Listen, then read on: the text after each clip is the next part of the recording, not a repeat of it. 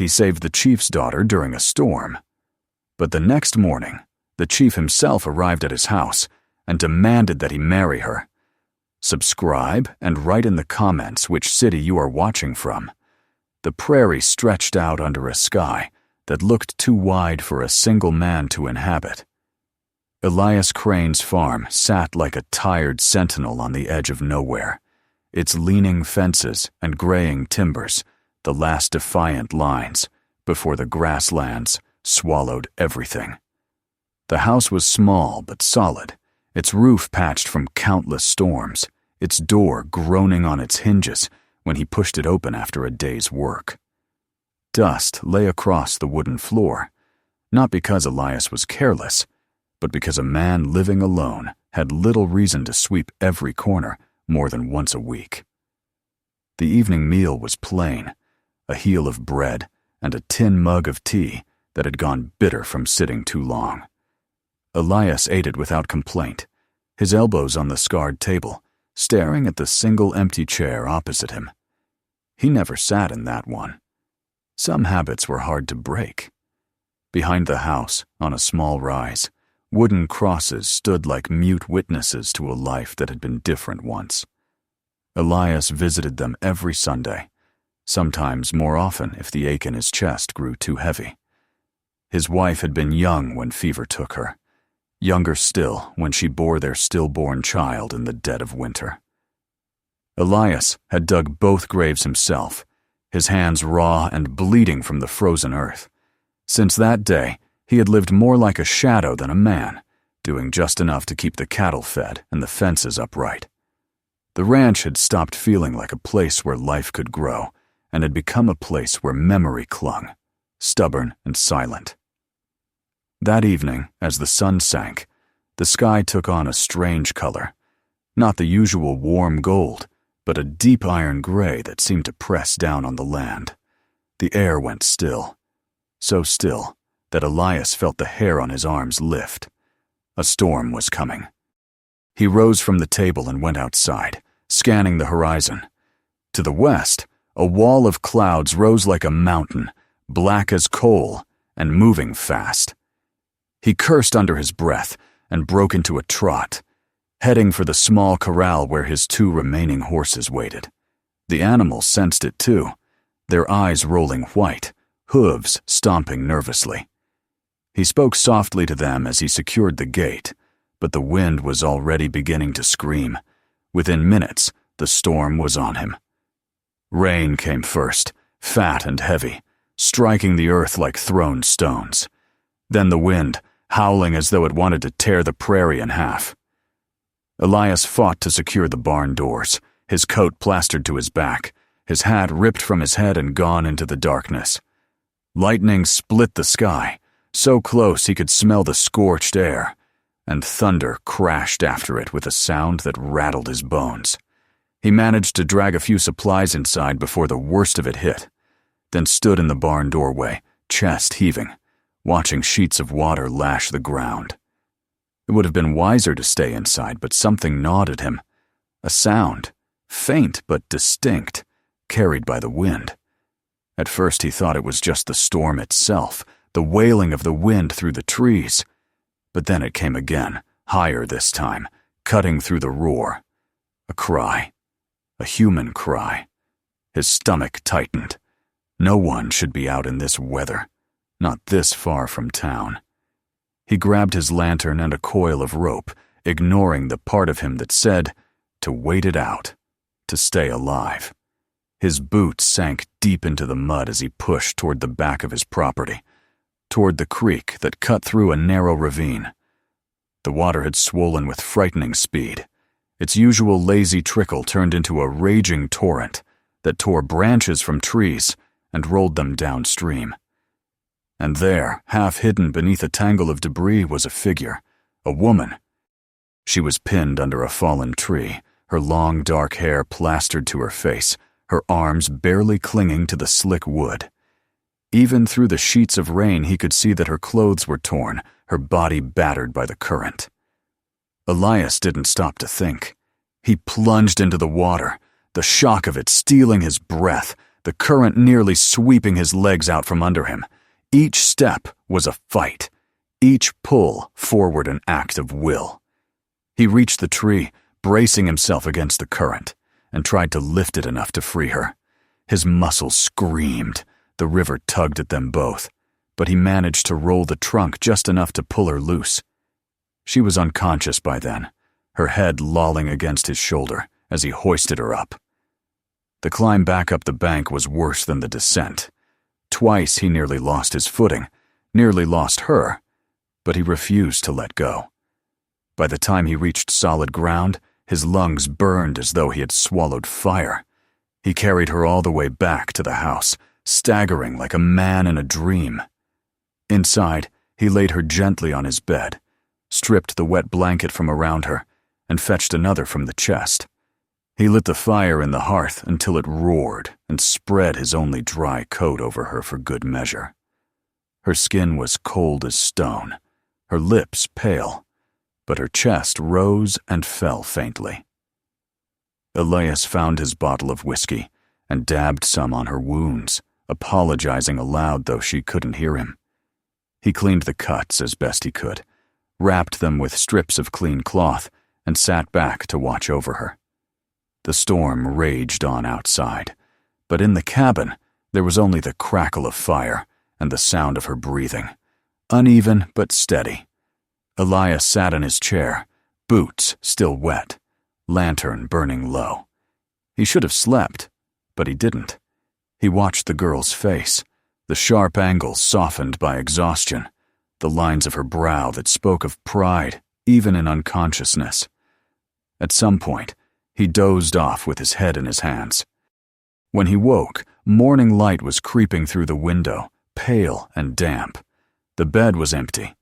The blanket was folded neatly at the footboard. The house was quiet. Too quiet. Elias stood quickly, searching, but there was no trace of her. Only the faint scent of smoke from the hearth and a small square of cloth left on the table. It was embroidered with a pattern he didn't recognize, intricate loops and shapes that seemed to mean something. He turned it over in his hands, frowning. Had it happened at all? The storm was real. The mud on his boots was real. But perhaps the woman had been some fevered vision brought on by loneliness. He sat heavily in the chair, staring at the cloth until the morning grew warm and the sun broke through the clouds. The prairie glistened with rainwater, the creek still swollen, but quieter now. Somewhere, far off, a lone hawk called. Elias set the cloth back on the table and went outside to begin repairing the storm damage. Yet no matter how he tried to distract himself, he couldn't shake the feeling that the night had changed something. The cabin didn't feel as empty as before, and the silence no longer seemed entirely his own. The day after the storm was bright, but strangely hollow, as though the land itself were catching its breath. Elias worked through the morning, hammering fallen fence posts back into the softened earth, his boots sinking deep with each step. The sky was a hard, clean blue, the air washed clear, but inside him there was a heaviness that refused to lift. He kept glancing toward the creek, as though expecting to see her again, though he knew better. Whatever had happened last night was finished, or so he thought.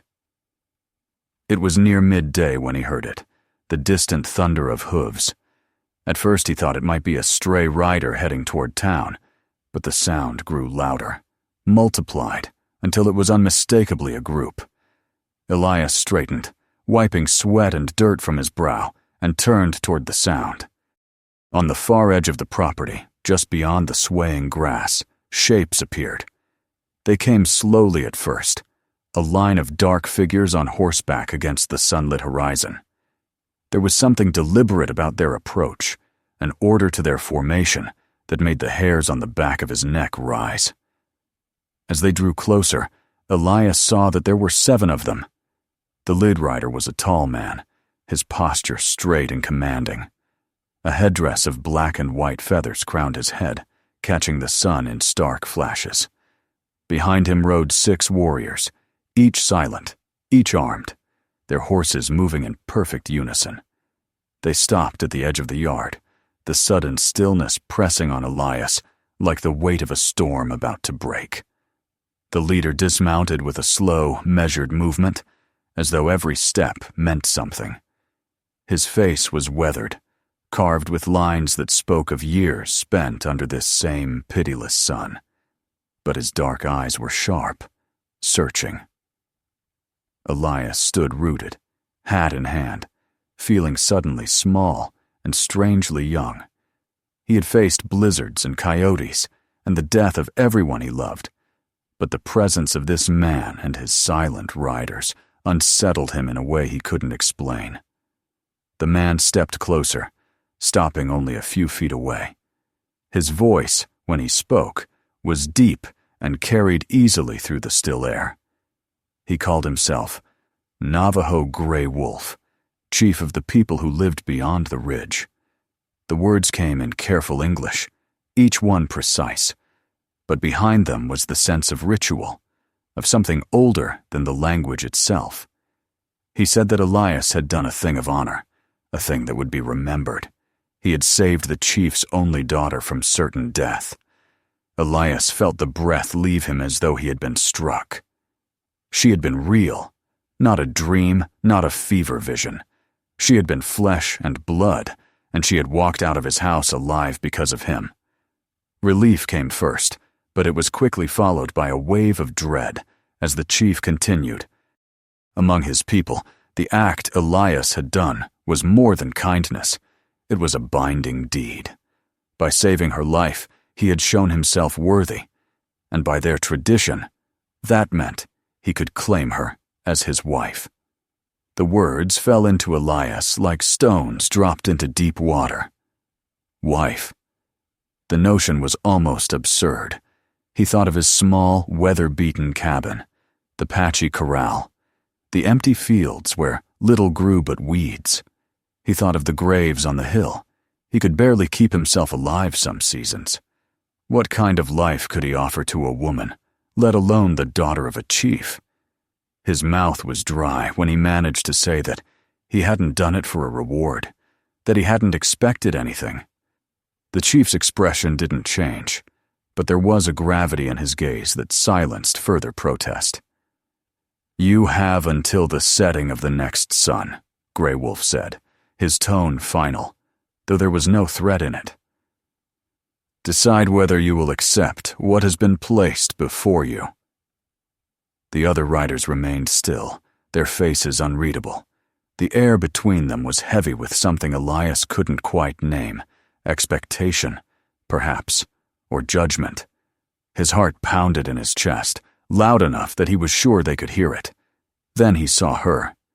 She had been sitting astride her horse behind the others, but now she dismounted and stepped forward. In the daylight, he saw her more clearly than he had in the storm. Tall, her bearing straight, her black hair now clean and braided, her clothes mended though still simple. The bruises on her face had begun to fade, but there was nothing fragile about her now. She stood a few paces away and regarded him with a level gaze that made him feel as if he were being measured from the inside out. There was no gratitude in her eyes, but no anger either. Instead, there was a quiet, solemn curiosity, as though she were asking a question without speaking. She did not move closer, did not bow her head, only stood there, and Elias had the sudden, unsettling feeling that this moment was not only about him choosing her, it was about whether she would choose him.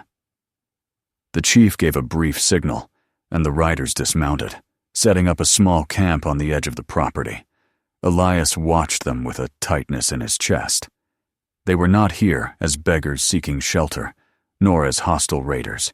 They were here as witnesses, as guardians of something sacred. The presence of their camp changed the air around his house. It was no longer just his lonely piece of land. It had become a place where something was about to be decided. Through the long afternoon, Elias tried to go about his work, but the weight of the rider's presence pressed on him. Every sound seemed louder: the creak of the pump handle, the slam of the barn door, even the wind in the grass. From time to time, he caught sight of the girl. Tina, the chief had called her, walking slowly around the farmyard. She touched the fence posts, knelt to run her fingers through the earth near his garden, stood silently near the horses as though listening to them breathe. It was as if she were taking stock of his entire life, piece by piece, and Elias felt his throat tighten watching her. He had spent years believing his life was too small, too broken to be worth much to anyone. Now here was a woman who had nearly died on his land, whose very presence demanded that he look at himself differently. The sun began to slide toward the horizon, and Elias realized that the next day would come faster than he wanted it to. By its end, he would have to decide whether to take the hand that fate, no, tradition had placed in front of him, or to let it go and return to the emptiness he had known before. That night, he sat on the porch long after darkness fell, the campfire of the visiting riders burning steady in the distance. Their voices reached him now and then, low and rhythmic, speaking in a language he couldn't understand. The sound wasn't threatening, but it wasn't comforting either. It reminded him that the world was wider than his farm, wider than his grief, and that he had been pulled into something older and larger than himself. He stared out into the dark until the stars came out, wondering not for the first time what his wife would have said if she were alive. Would she have told him to take the chance, or would she have told him to protect his heart from being broken again? When he finally went inside, the little house felt different than it had the night before. Not empty, but expectant. The embroidered cloth still lay on the table where he had left it, the strange symbols seeming to watch him as he sat down. Tomorrow he would have to begin to find his answer. Tomorrow he would have to look at the woman whose life he had saved and decide if he could find the courage to let his own life change. The morning came clear and cold, the kind of morning that made the air sting in the lungs and left a sheen of frost over the grass. Elias rose before the sun, as was his habit, but the knowledge that there were strangers camped on his land made each movement feel deliberate, almost ritual. He poured water into the basin, scrubbed the sleep from his face, and stood for a moment staring at his reflection in the small, clouded mirror. The man looking back at him seemed older than his years, his jaw rough with stubble, his eyes lined not just from sun, but from years of carrying a weight no one could see. Today, he thought, the weight would be measured. When he stepped outside, the riders were already awake, their horses quietly grazing. The chief stood near the fire, tall and still, watching Elias with that same unblinking calm as the day before. Tina was there too, sitting on her heels, plaiting a rope of fresh grass with nimble fingers. She looked up when Elias approached, but there was no greeting. She simply rose, dusted her hands, and followed him toward the barn, as though it had already been decided that she would spend the day at his side. At first, they worked in silence. Elias repaired the section of fence that the storm had brought down, and Tina gathered the broken rails, setting them in a neat pile. She was strong, stronger than he expected, and moved with a natural rhythm, her braids swinging down her back as she worked. There was a kind of calm about her presence, as though she belonged to the land, in a way that Elias had long since forgotten how to feel. As the sun climbed, they moved on to the corral. The two horses greeted Elias with soft snorts, and Tina stood quietly by the gate, letting them come to her. She reached out, palm open, and the mare stepped forward, nosing her hand. Elias watched, surprised. The animal was usually wary around strangers, but now she seemed soothed, her ears flicking forward with interest. Tina stroked her neck once, then stepped back without a word. It was as though she had asked a question and been given an answer that pleased her. They turned their attention to the garden next. The little patch of earth behind the cabin was barely clinging to life-scraggly beans, withered tomatoes, a few stubborn weeds. Elias had long since stopped expecting much from it, planting only enough to keep himself through the lean months. Tina crouched down, scooping a handful of soil into her palm. She let it fall back through her fingers, tilting her head as if listening to something he couldn't hear. Then she stood and walked to the edge of the yard, where the ground dipped and pooled after the rain, and began to dig her fingers into the soft mud, forming small channels that would guide the next rainfall toward the beds. Elias found himself following her lead without thinking, widening the trenches, shaping them until they formed a pattern that looked almost deliberate. They worked together until the sweat rolled down his temples and darkened the back of his shirt. When they were finished, the little garden no longer looked neglected. It looked as though it had been given a chance to fight for life again. For the first time since the riders had arrived, Elias felt a flicker of something that was not dread. He straightened and looked at Tina. She was watching him, her face unreadable, but there was no accusation in her gaze. Instead, there was something almost like approval, though she gave no sign beyond the faintest nod before turning back toward the cabin. The afternoon passed with more work, mending the roof where the storm had torn away shingles, clearing debris from the yard. Each task that Elias had been putting off for weeks, they did side by side without words. He began to notice small things, the way Tina never wasted a movement, how she tested a beam with her hand before trusting it with her weight, how she always faced the wind when she rested, as though drawing strength from it. As the light began to fade, Elias felt a pull toward the hill behind the house. He had avoided taking anyone there since the day he had dug the graves, but now it felt wrong to keep it hidden. He glanced toward Tina, who was standing near the well, coiling the rope carefully. Without a word, he started walking toward the hill. She followed at a distance, her footsteps soft in the grass.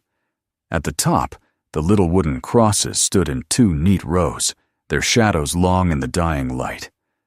Elias stood there for a long moment, before kneeling to clear away the leaves that had gathered around one of the graves.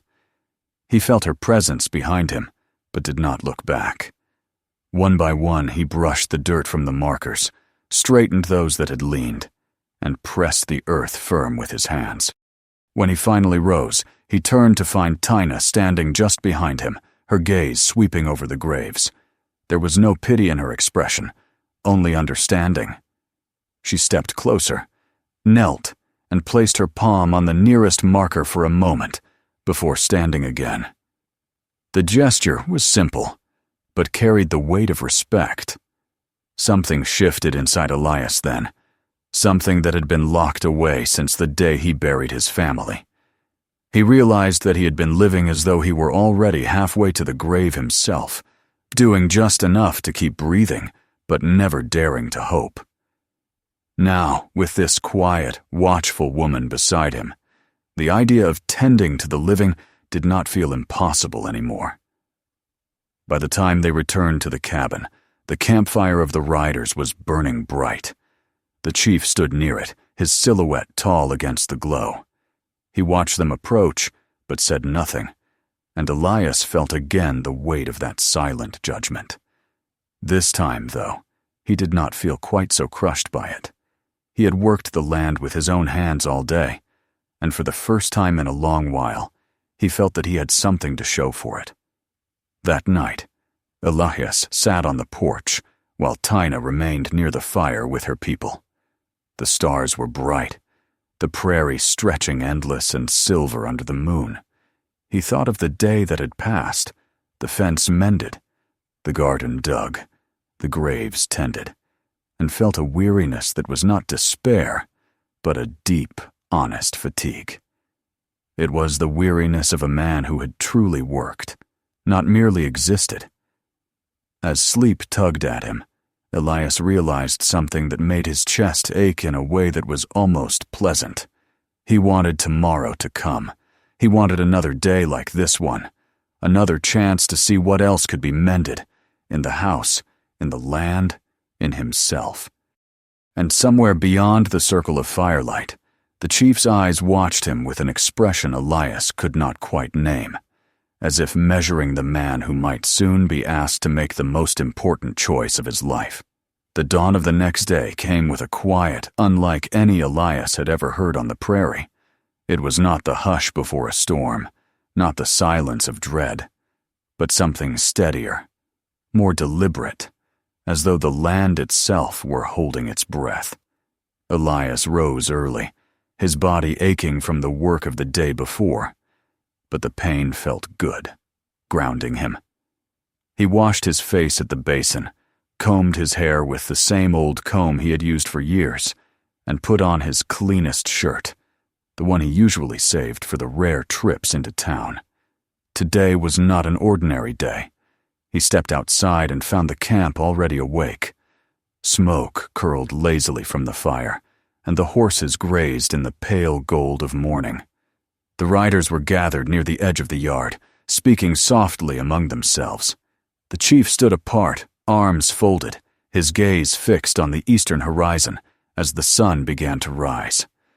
Tina was there too, tending to her horse, her braid catching the light so that it gleamed like polished obsidian. She glanced at Elias once, then turned back to her work, as though letting him have these last moments with his thoughts. Elias did not speak to anyone. Instead, he walked toward the back of the house, toward the hill where the graves waited. He could feel the eyes of the riders on him, though none followed. When he reached the top of the hill, he stood for a long moment, the wind cool against his face, before kneeling to touch the earth at each grave. He cleaned them carefully, straightening the crosses, smoothing the soil. He worked slowly, reverently, until every grave was as neat as he could make it. Then he stood, and turned to see that the chief and his daughter had joined him, standing a few paces back. Elias took a deep breath. He spoke not to them, but to the air, to the wide sky, and to the memory of those buried at his feet. He told them he had done what he could for them, kept their memory alive when the world would have let them vanish. And now he had to choose whether to let life begin again. When he turned to face Grey Wolf and Tina, his decision was already written in his posture. The chief's expression did not change, but there was a depth in his dark eyes that Elias had not noticed before. Something almost like approval. He stepped closer, waiting, giving Elias the chance to speak his choice aloud. Elias said that he could no longer hide behind the idea that his life was too small or too broken. He could not refuse what had been placed in front of him. He would accept the bond, not because a tradition demanded it, but because he wanted to see what might grow from it. The words hung in the air for a moment before Tina stepped forward. Her face was calm, but there was a spark in her gaze, something fierce and alive. She said that she, too, had made her choice, not out of duty to her father's law, but because she had watched this man, seen him work, seen him care for his land and honor his dead. She would stay, not as a token, but as a partner, as someone who would build with him. The decision seemed to loosen something in the very air around them. The riders behind the chief nodded, some almost smiling, as though a weight had been lifted. Grey Wolf placed a hand on Elias's shoulder, then on his daughter's, and told them that this was no longer just a bargain between two families, but a bond forged by choice and respect. He gave them his blessing and turned back toward the camp. By midday, the riders had packed their belongings and mounted their horses. When they rode away, it was with no sense of loss, but with a quiet pride, leaving behind not a lonely farmer and a rescued daughter, but two people standing side by side on the hill, watching the horizon together. In the days that followed, life changed in ways Elias hadn't dared to imagine. Tina took to the work of the farm with an energy that surprised him. She taught him how to dig deeper furrows, how to plant companion crops, so that the soil would not be stripped bare. Under her guidance, the little garden behind the cabin began to thrive. Sprouts became strong shoots, and before long, there was green where there had been only dust. She brought the same care to the animals. The mare grew sleek and lively under her hand, and soon even the aging gelding seemed to find a second youth. Elias built a better fence, with her help, and together they mended the roof of the barn, reinforcing it with poles cut from the woods beyond the creek. Little by little, the farm stopped looking like a place barely surviving and began to look like a place meant for the future. 6 months later, the change was visible to anyone who passed by. The fields were greener, the fences straighter, the house cleaner and more solid than it had been in years. The porch had been repaired, and new tools hung in an orderly row by the barn. But the greatest change was in Elias himself. The stoop in his shoulders was gone, replaced by a quiet strength. His eyes, once dulled by grief, now carried a steady light. In the evenings, when the work was done, Elias and Tina would sit on that same porch, watching the prairie turn gold and purple as the sun went down. Sometimes they spoke, sometimes they didn't, but the silence was no longer empty. It was full, like the hush after a hymn. Elias still visited the graves on the hill, but now he went with Tina beside him. Together they tended them, planting wildflowers so that each spring the ground bloomed with color. It no longer felt like a place of sorrow, but a place of memory, where the past could rest while the present carried on. What had begun with a storm and a desperate rescue had become something far greater than Elias had thought possible. His life was no longer just about surviving each season. It was about building something that might last longer than himself, something that carried the weight of choice, of respect, and of hope. And when he looked at Tina, working beside him, her hair shining in the evening light, he knew that he had chosen not only a path, but a partner, and that together they had turned a lonely ranch into a place where life truly lived again. If this story moved you, make sure to subscribe so you never miss the next one. Take a moment to watch the next video waiting for you right now. There are more powerful stories you won't want to miss. And don't forget to share this video with friends and family. Some stories are too meaningful to keep to yourself.